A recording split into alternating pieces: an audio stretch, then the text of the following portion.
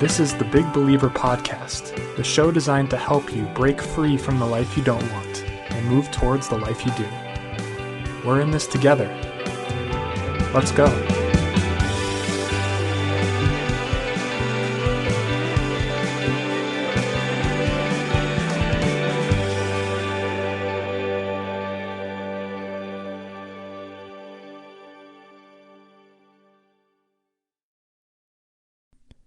Hello and welcome to the Big Believer Podcast.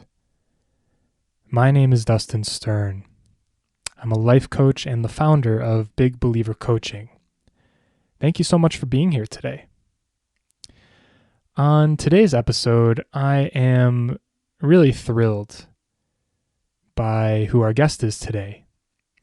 Her name is Mary O'Malley, and if you aren't familiar, the third episode of this podcast, I read from a chapter of a book called The Gift of Our Compulsions, which is one of the most important books I've ever read. And Mary O'Malley is the author. She has tremendous amount of experience and insights into the journey back to who we really are and how to heal from past traumas and emotional turbulence to really get back to the core of really who we were as children when life was easy and free and we lived in our bodies and we used our imaginations. She has found her way back there. And that's really the authentic place of all of us. Mary is very, very highly regarded in the spiritual world. Eckhart Tolle is on the front cover of her book. Jack Kornfield, Tara Brach, Neil Donald Walsh, who wrote Conversations with God.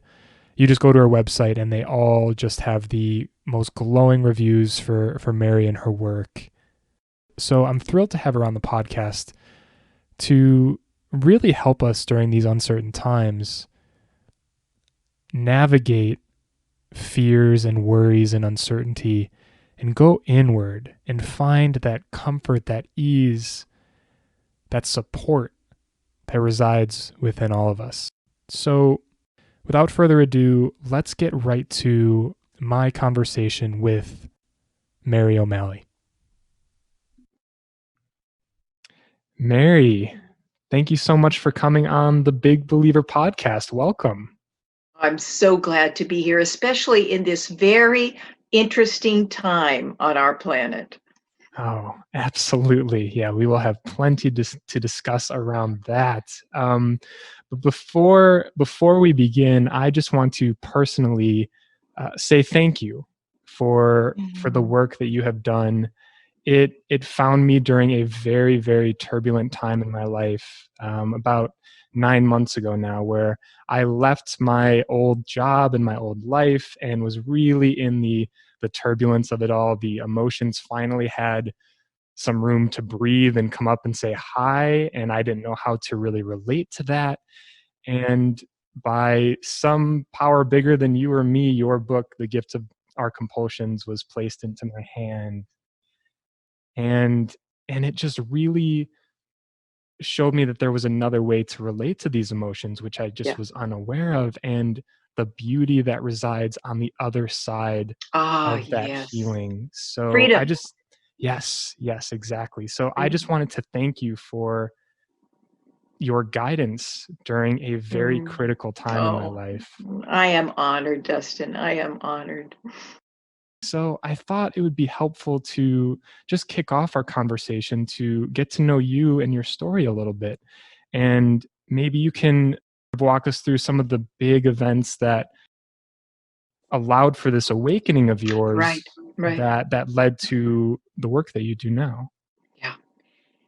Looking back on my journey, I realized that my destiny was to be in service to the awakening of humanity.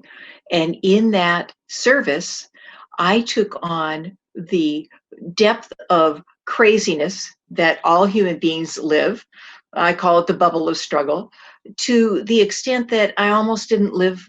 I was raised in a childhood that I wouldn't have wished on anybody, and I learned when I was 10 to numb myself out with food.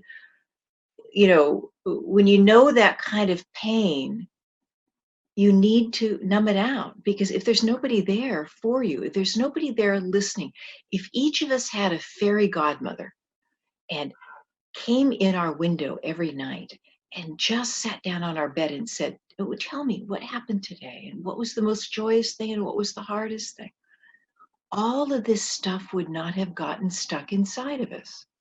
Well, it got stuck inside of me big time. Fear, oh, shame, the sense that I was less than everybody else. I lived in a lot of dread, which is a combination of terror and shame. Something bad's going to happen, and it's going to happen because I did something wrong, and I felt so alone, and alone because there was something wrong with me. And when I went away to college, I added alcohol to the mix of turning away. And then I discovered street drugs. And in my early 20s, I once gained 97 pounds in a year while I was washing all that food down with alcohol and taking every single drug I could get my hands on. I was trying to survive by getting away from the pain that I took on, that we all took on. I may have taken it on more than most people, but we all take on this heartache. We were all raised by unconscious giants that had taken on their parents' stuff, and they had taken on their parents' stuff. And so the only thing I knew was to numb it out, and not really seeing that numbing created many more challenges. So there came a time when all the numbing wasn't work, so I tried to kill myself 3 times. And the last time I was sitting, I mean, this is such a great metaphor. I was sitting on the floor of a basement apartment in a windowless bedroom, and I was slitting my wrists, and I couldn't get them to bleed enough. And what I remember the most is this wave of shame that I was even a failure at suicide. And then I asked my first, what I call open-ended question. These are the kind of questions where you just ask life. You don't look for an answer. Gertrude Stein was the person that said the power of questions is not in the answers, it's in the questions themselves. So I asked, out of desperation, not knowing the power of open-ended questions at that time, if I can't get out of this, what is this all about? And a few months later, a man came in through a doorway from the outside into this windowless bedroom. It's so interesting, the moments of our life that we really remember. I remember him coming down these stairs into the bedroom, and he handed me a book called The Transparent Self. And that was my first introduction that there's something more than this endless struggle that most of us live in most all the time. Most of it is minor. You don't like your hair, today. But if you really look at that closely, it goes right down into a very deep struggle. I will not be accepted. I will be rejected by the tribe. And so that began this amazing journey. And my first teacher was a yoga teacher. He taught hatha yoga, but he also taught yana yoga. And my mother was supposed to go for the weekend. She said, "Oh, why don't you go?" "Oh, I can't go." And I kind of went, "Oh, well, I guess so." My life changed. All I could tell you was that I walked into that room, the B grade black and white horror movie that was my life changed into a Dolby surround sound Technicolor Panavision movie. I couldn't tell you what he was saying, but I knew I was hearing something that was the truth. And he came up from California a number of times. And then right before the last time, I had recorded a weekend of him, and I had painstakingly rewound and wrote down every single word. And that booklet was it was my guide, it was my sanctuary. And then my house and store burnt to the ground, and I lost everything, but it was the notebook that I grieved. And so he came to town one last time, and I said to him, "I want to tell you what I'm hearing you say, and I want you to tell me whether I'm on the right track." And he said, "Okay." And I said, in the seeing is the movement. And his eyes twinkled and he said, yes. What he meant by that is there's nothing inside of us that needs to be fixed. There's nothing inside of us that is wrong. The fixing game is an endless game. And I had been through dozens of psychologists and psychiatrists and therapists and group therapies and mental hospitals and all of that. This was a revelation to me. He taught me that through the light of your attention, you can set free all these parts that got stuck inside of you when you were young. But he didn't teach it with heart. It wasn't until a number of years later that I met a man called Stephen Levine, who is my main mentor. And he wrote many books on death and dying, but really, truly, they were how to be fully alive. And he is the person that showed me the pathway back to my heart, which is our main brain. Science has now shown we have our head brain, we have our heart brain, we have our gut brain, and every single study is basically saying this is our main brain. The other way you can say it is this is our home.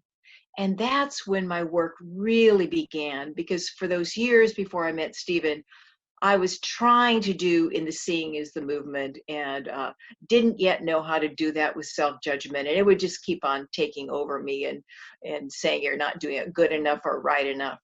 But with Stephen's help, slowly and surely, I was able to not only see, but bring back home to my heart all the different parts of myself that I stuffed deep inside that were put outside of my heart.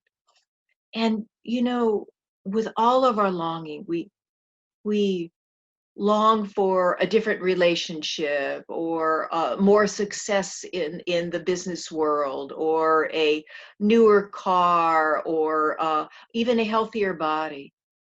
But really, truly, once you begin to become smarter than what I call the bubble of struggle that talks all day long in your head, you begin to see that all of that is really, truly the longing to come home to our hearts that are the doorway back into an alive, trust-filled connection with life exactly as it is. And so that's when life started to ask me to teach and I resisted that for a while. And write books, you know, I didn't know how to write and my publishers say I write very well. That's because I know I'm not the one that's writing. I just turn it over to life. What do you want to say? And then I become the scribe. And so I have this darkness for the first 30 some odd years of my life. And now that has become the manure that I have learned how to put in the garden of my being, and it grows beautiful flowers. And the contrast between living in a mind that is based on fear, that's all of our minds are based on fear and glued together with self-judgment, and living completely caught in those 65,000 thoughts we have a day, tumbling from one to another all day long, and the coming into the ability to use your mind rather than being lost in it, because you've gotten to know it enough that you can actually lift your attention out of the stories, even in the middle of the night. You know, when you wake up and you've just lost your job and you know, and you don't know how you're going to make the mortgage payment, or you're stuck at home with all of your kids and your mate, and you two have to work and the kids have to do, oh my God, you know, even in the middle of all that, you can learn how to not be seduced into the struggles of the mind. So you can use your mind to connect with life. And that's where all the support, all the wisdom, and all the love resides that we deeply long for. Mary, that's quite a beautiful story that you shared about your own life. And what really stuck out to me during what you were saying is that it really feels like home is where the heart is. Yes, yes, And but it seems like such a long journey from the head to the heart. And, I can't help but feel how timely this is given the uncertainty going on in the world where the things we maybe use to distract ourselves from our feelings and our thoughts are now kind of being taken away, and you're sort of forced to go within and just see who you are outside of the things that used to define you. And yeah, there's so much uncertainty with that, and that is really where the thoughts start to run rampant about, like you said, what am I doing here? What should I be doing more? yeah, How's the yeah, mortgage going to get paid? All these fears come up. So so maybe that's a good place to start. Is it feels like the journey back to the heart, the thoughts, the 65,000 or however many you said a day, seem like such an impediment. So what is a way to relate to the mind in a different sort of way to help us on that journey back home? yeah, yeah.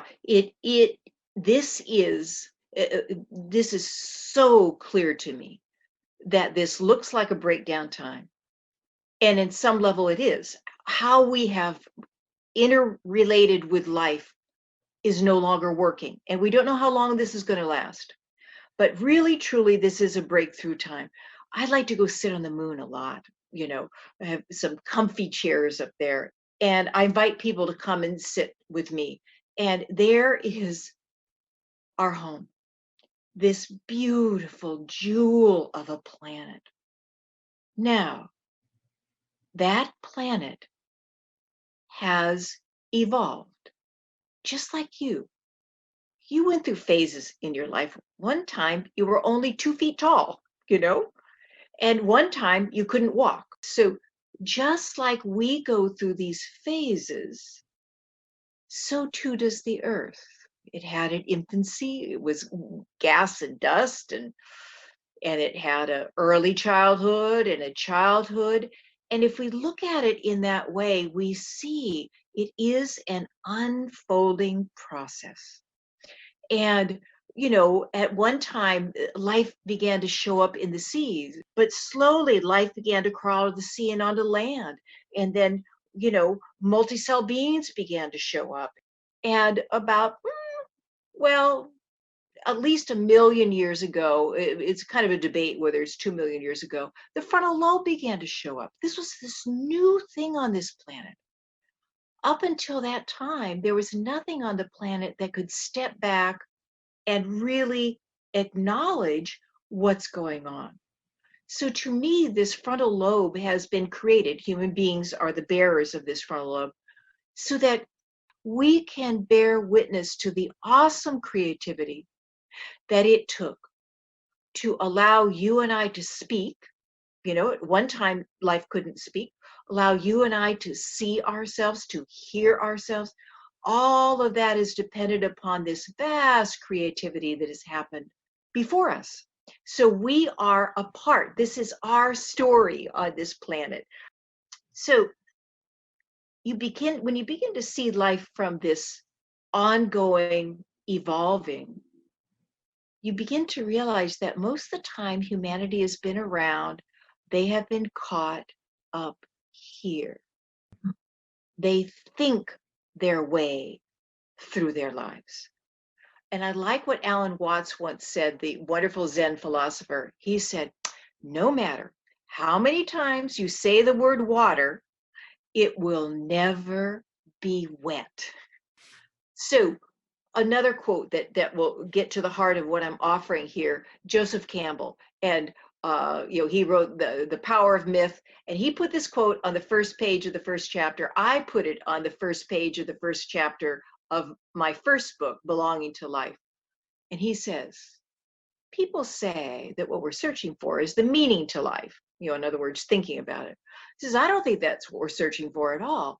What we're searching for is the experience of being alive, so that our experiences on our physical plane resonate in our very innermost being, and we again know the rapture of being alive. What stops us from that? I love metaphors. I just love metaphors. So imagine the most beautiful ocean you could imagine. Oh my God. And that is the ocean of being. That's who you really are. That's who all of us really are. And when we were first born, we lived in and as the ocean. And then slowly and surely, our heads began to be filled up with thoughts. And we began to pull ourselves up and out of our bodies. We began to hold our breath, tighten our body, and we ran away to our minds. So floating on that ocean is a small, opaque bubble. It's opaque because you can't, when you live in the bubble of struggle, that's what I call it, you can't see the ocean of being. You're cut off. Oh my God, we are so busy. We are trying and doing and judging and figuring out and trying to understand and fix and get rid of and rise above. And at some level, some of that is helpful. It makes a better bubble of struggle, maybe a little bit easier to live with bubble of struggle. But oh my God, it's like Joseph says, we long to come out of the bubble of struggle and again be present for our lives. So, how you come back to the ocean of being is first of all to understand that's who you are, that it's always here, and that your attention, which is what connects you with the ocean of being. That's what happens when you hear the sound of the spring birds and your heart just soars. Your attention has been captured by thought. And we tumble from one thought to another all day long. And we're just so happy when thought is happy. And we're mad when thought is mad. And we're sad when thought is sad. How we come back to the ocean of being is not by trying to get back to it. Is by getting to know your bubble of struggle, to begin to understand that you are that. You are awareness. You are that which can see what's going on in your mind. When I learned the difference between, oh my God, I'm so anxious. Oh my God, I've got to go to that meeting and I don't even know if I want to show up. Oh, anxiousness is here. Oh God, I did it wrong again. I am so stupid. Oh, that's the voice of shame. The power of our attention. That's what my first teacher taught me. In the seeing is the movement. The power of that attention to learn how to step back and relate to all those stories in your head rather than from them is where the doorway to freedom lies. Well, and of course, it also includes being very kind to this struggling mind that can get lost in self-pity, jealousy, its arrogant right to, overlord other people. I mean, even all of that stuff. It deserves to be brought home to our heart. So this is what I offer in all my books and courses and CDs and blog and radio show, all of that, because we need this at this time. To me, I did a radio show a couple of weeks ago called The Virus of Fear. And to me, I started it saying, there is a virus that is spreading across this planet faster than the coronavirus, and it is the virus of fear. Now, why is that here? Is it here because something has done something wrong? No, it is here because the only way that you can become free from the bubble of struggle is to have it in your face, to have it right there. And you begin to learn how to just step back for a moment rather than getting caught in whatever story of fear or despair or anger, to learn that ability to step back and relate to it That's phenomenal. So to me, this is a very healing time on our planet. It's very difficult. All births are, but we are in a birth. We are moving into a new phase on this planet. And it is the phase where the mind, which I'm not knocking it, it's a wonderful tool for maneuvering through reality, but it's a horrible master. The mind is dropping into the aware heart. People that are listening to this, life is inviting you to become smarter than fear. And our fear is being super fed, not because something's going wrong, but so that we can become smarter than fear. And a whole new phase on this planet, the phase of the aware heart, the phase that understands we're all in this together, floating on this tiny blue-green jewel of a planet. And, you know, if the color of your skin is different than mine, it doesn't matter if your gender or your sexual orientation or your religion, it doesn't matter. We will become much more connected in this new phase. So it's a very exciting time for me. And I think I'll end this part of it with a wonderful quote with Pema Chodron. Do I choose to grow up and relate to life directly? Or do I choose to live and die in fear? I can't help but relate to what you're saying about it doesn't matter who we are or what color our skin is. We are all it's on everybody's minds. We are all dealing with this. And for me, there's this very unique wave of compassion um, and commonality. It's like even for the people that do hoard the toilet paper, I can understand where they're coming from because they're scared. So it is changing my mind on how to Right. relate to other people, and I totally do see the the opportunity in this. And you mentioned relating to our emotions in a different way and kind of stepping back and being the observer.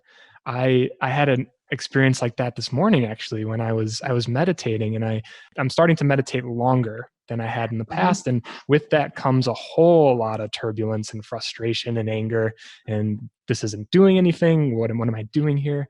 So I'm sitting there, I'm watching it, I'm trying to be patient with it, and all of a sudden I feel this anger and frustration coming on. And normally I'd be swallowed up by the thing. Right. But this time it was like I visualized myself as a weatherman in this kind of enclosed case, watching a storm come. So I could feel. I said, "Up, that's anger and frustration on its way to me." And I can feel my body heating up and all the symptoms that come from anger. And it was sort of, yeah, it was like I was kind of a weatherman in an enclosed space where I could see the storm coming. I could hear the raindrops on the building. I could see it happening, but it wasn't Yeah. it It wasn't a wasn't drenching you. no, no, and then it dissolved rather quickly. That's the power. That I call it curiosity, focused attention. And I have to explain, it's not the kind of curiosity most people think of that we're going to figure something out. This is the curiosity where your attention and your immediate experience come together. Now, we're only beginning to realize the phenomenal power of that. We all get it at some level. We've all had a difficult day and we go to a friend, and if that friend does with us what we do with ourselves, they get angry at us, or they judge us, or they try to fix us, or they just ignore us. What do we feel? There's more turbulence. But if that friend gives us the light of our attention, there's something about the light of the kind of attention that doesn't need anything to be any different than what it is. We'll speak for maybe 10 or 15 minutes. The friend never even said anything, and we feel better. Why is that? Because our experience has received the light of accepting attention. That's alchemy. That is what we're learning. And you just spoke about it beautifully. The key to understanding what happened to you in the meditation is that um, our minds want to be here for life. I want to live in the now. But the version of the now that our minds want is, oh, I will just be in bliss forever. But living in the now includes showing up for the 10,000 joys and the 10,000 sorrows. And so the mind isn't it found safety by trying to control life. And so when we begin to soften and come back to life, it gets a little grinchy. And what you so beautifully shared is that you just sit there and you say, "Hi, I see that you are upset." There's a wonderful quote by Stephen Levine. I absolutely love it. I may not get all the words exactly right, but it's pretty close. He said, "When you finally see how much fear there is in your mind, you will turn to it like a mother turns toward a frightened child." So this is the time of compassion, not only how you were talking about it, but your heart opens to all the people that are struggling, but your heart also opens to the struggles inside of you. And just like, let's say we're having an ongoing argument with our significant other, and and you're both trying to make your points, and this has been going on for days, and then all of a sudden you have a moment and you go, "Oh my God, this is what he was trying to say." And you go to him and you go, "Oh my God, this is what you're trying to say." The energy of the argument goes because you unhook from struggle and then you heard him. That's what we're learning how to do inside of ourselves. And in the gift of our compulsion, I call it treasure hunting. By compulsion, I mean anything. I use the umbrella term compulsion. I mean, you can be compulsive about biting your fingernails or over shopping or over cleaning. But ultimately, our core compulsion is to struggle. And that's what cuts us off from what Joseph Campbell is talking about, this longing to again know the rapture of being alive. So, no, every time you sit, every time you're waiting at the doctor's office, every time you're even watching TV, is an opportunity to ask yourself, okay, what can I notice about my mind right now? Or can I notice about the sensations in my body? With that kind of question, you're beginning to dip the finger of your attention into the river of your experience. And slowly and surely, the light of your attention dissolves the bubble of struggle. Not completely. I mean, I almost died for my bubble of struggle. I live a lot in the ocean of being, but you put me in the right circumstances with, I'm in pain and a loved one is hurting too. And boy, especially in the middle of the night, up comes the bubble of struggle. And I can remember the other night I woke up and my arms were crossed across my chest and there was a scowl and because I've not been sleeping well because of pain and I just wanted to go back to sleep. And then, oh, okay. Oh, this is what here is doing right now. Okay, what can I see about it?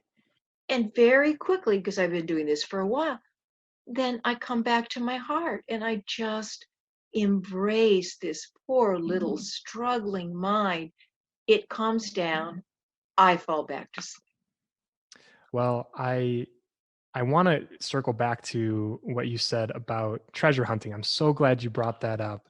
I when I read that in your book, Mary, it did something to me that got me really excited because now I'm saying, "Whoa, are you telling me that life is a win-win now? Like, It what either I is. feel good and that's great, or I feel bad and that's an opportunity to grow and heal and evolve.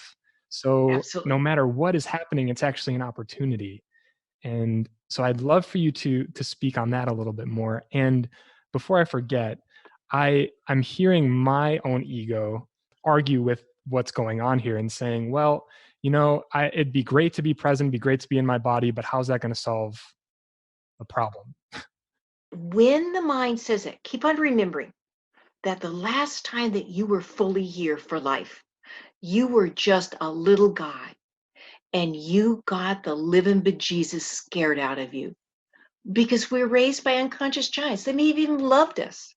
And so the mind got caught in this illusion that if I just control life, that means mainly controlling me, and but yet it also means controlling, other people and trying to control circumstances, which is like trying to control the weather. Then everything will be okay. So when we begin to see that has just gotten us deeper into the quicksand of the bubble of struggle, then that's when we start becoming curious. And it's like you shared, it's very, very exciting. Oh my God, this is an adventure I'm on. It's like we talked about before we started recording, the quote from Byron Katie: life is simple. It happens for you. It doesn't happen to you. But the mind is terrified of that kind of opening because it thinks it's still a child.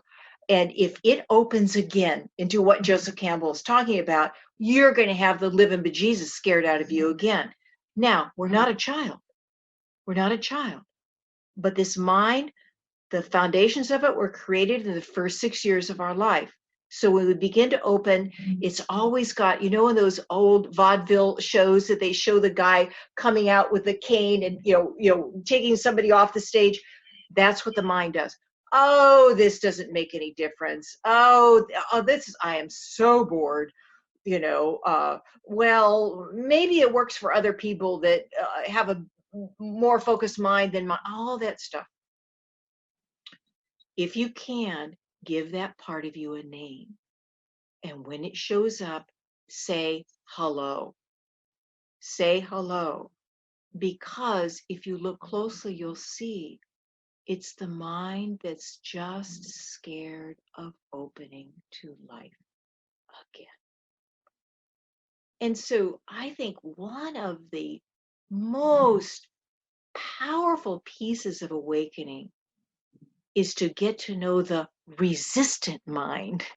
It's very seductive. It's very powerful. I think that the scowl on the face with the arms crossed across the chest and the shoulders up that are earrings is a very good picture of this mind. It says, if only I hadn't, and then this wouldn't be happening. And now I got to do it. And oh my God, there we are off into struggle again. So get to know that. Then the other thing you were talking about is just so important.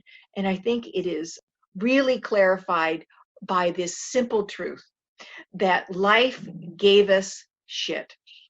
Life delivered a pile of manure into all of our lives when we were young, and we don't know what to do with it. So we track it all around the house and so on and so forth. And then we blame other people for the manure and so on and so forth. But if you learn how to compost, if you learn how to dig it in the ground, it grows beautiful flowers. It is in the challenging times of our lives that we can make the most growth. There's a line from the Guest House. Rumi is probably the best known poet in the world. He's a Persian poet, born 700-800 years ago. His poem, The Guest House, is probably his most famous poem. And it is talking exactly about what we're talking about. And I won't remember all the words exactly, but it's like this being human is a guest house. Every morning, a new arrival. Meet them at the door laughing, because each has been sent as a guide from the beyond to clear you out for some new delight. Oh my God. I would say every moment a new arrival. So that's what we're learning. That's what I learned from my first teacher, Joel, and then from my second teacher, Stephen. Well, there's a line in the second half of the Guest House. You will never find that poem. I mean, you have to really, really search to find the whole poem online, because the second house of the Guest House is Rumi at his most confusing. But there's a line there, Dustin, it's just a wow. And he says, learn the alchemy that true human beings know. As soon as you accept the difficulties you've been given, a door opens. what I talked about in my story was how I turned away. What I learned was the art of turning towards. And yes, did it take time for me to learn how to be with just anxiousness, let alone dread? It took me a long time to actually be with dread. But it is in the challenging times of our life that bring up into our awareness our brand of struggle. In my latest book, What's in the Way is the Way, which I like to joke with people, you don't even need to read the book, just live the title. This statement came all in one fell swoop as I was writing. Life is set up to bring up what has been bound up, so it can open up to be freedom, so you can show up for life. So I have the right to speak this because I've had oodles of challenges in my life. And I am here to say that I am grateful for every single one of those, all of them, including many years when both of my children were very ill. I would have times that I would have to go to one hospital in the morning and another hospital in the afternoon. I don't want to live that again, but I am grateful because over and over again, it brought up into my face the core constructs of my bubble of struggle. And even if I could only one time a day step back and say, oh, fear is here, or, oh, I see how scared you are. I say that to my mind. Those moments matter. And somebody asked Stephen, how long does this take? And he laughed and he said, it's the work of a lifetime. But what I will add to it is the people that are listening to this. You are now squarely on the path of awakening. I don't care what your life looks like, that you are exactly where you need to be on your journey home. And life is, well, Eckhart Tolle, one of my favorite quotes of his, the man that wrote The Power of Now. Life will give you the exact set of experiences you need in order to become a conscious human being. How do we know they're the right set? Because you're having them. So I am saying to all of you, you can trust the difficulties in your life. And so go treasure hunting because there's always treasures embedded in every great challenge in our lives. And this is why we use compulsions to awake up, because compulsions are, they won't be healed through control. I mean, you may be able to muscle one down, but another one will take its place. It is only through curiosity, connection, and compassion that you can heal and be healed by your compulsions. What a comforting message. We can trust it. We don't have to like it, but we can try. Even this, somebody said to me the other day, even the coronavirus, I said, yeah, because it's time for us to become smarter than fear. And fear is in our face. If all of your listeners would just be willing to just become a tightness detective, to really notice when fear is talking and just say, I see you, fear. Again, the mind will say, oh, that won't do anything. Oh my God, that is a moment of consciousness. And it's like drops of water in a bucket, and the mind will look down and say, oh God, the bottom of the bucket isn't even covered. Oh my God, this is not the path for me. But one day, your foot gets wet, and you look down, and the bucket is overflowing. Those moments matter. What I'd love for you to just touch on briefly, Mary, is what, in your own words, what is that experience of being the whole ocean and inhabiting the house of your being, and this awakening that you're talking about, living in technicolor, however you described your experience early on? How would you describe that? It is the process of relaxing into life. When you begin to see that there's something smarter than you in charge, if you doubt that, you were once a cell that was so tiny it couldn't even be seen with the naked eye. And yet that cell knew how to develop into 70 trillion cells. And they all work together without a thought from you. This mind thinks it's in control, and it's got to do it, and it's got to do it right. And the more you step back and the more you see that life is in charge of life, the more you relax, the more this joy begins to, it's like champagne bubbles, because you know there's nothing you have to really do. You still use your mind, but the core place that you move in life is from relaxing into life. I oftentimes will invite people to be with their breath. And eventually they're riding the waves of their breath. And then I say, now I invite you to let go of breathing and allow yourself to be breathing. That's when you become one with this great flow of life. You're no longer trying to do it. You're no longer doing it. You are being it. And I think while we're still in a body, more and more of us are going to wake up more and more into the ocean of being and relax into the process and be delighted by it. Isn't it interesting that the word delight is of the light? And quantum physics has shown us this is all light. I think we will all still go back into the bubble of struggle, even that we are awakening. But then we begin to go back into it for all of humanity, because we realize the struggle inside of us is not just our struggle, it's humanity's struggle. And we begin to bear witness to it for all beings so that the collective mind can let go of struggle too. What I'm really present to in your description is, with the relaxation comes trust that Yes. this guiding force that was able to multiply one cell into 7 trillion without us doing a thing is going to move us forward in the direction that we need to move towards. Yeah. We're not in charge.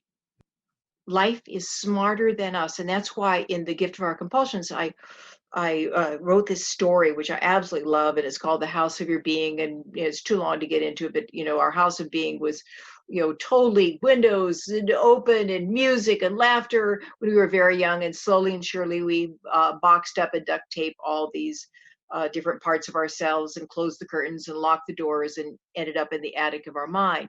But then the story shows how you come back into the house of your being and open the windows and the doors again, and laughter reigns. But there's a door with a lot of locks. You go, you realize that's the door to the basement. And you're very terrified because the most vulnerable parts of yourself are there. But when you go down, you find they're just little children that are scared, and you meet them. And when the basement is cleared, you find a circular room. You never even knew it was there before. And you walk all the way around it. You can't find a door into the room, but it's emitting this warmth. You just love this feeling. So you sit down in front of the room and you just close your eyes and you just bask in this warmth. And when you open your eyes again, the walls have dissolved. And there is this beautiful wellspring. And you realize that is the wellspring that has always been there, deep inside of you, that is keeping pace with you every step of the way, and that you can turn to for clarity, for support, for wisdom, and for love.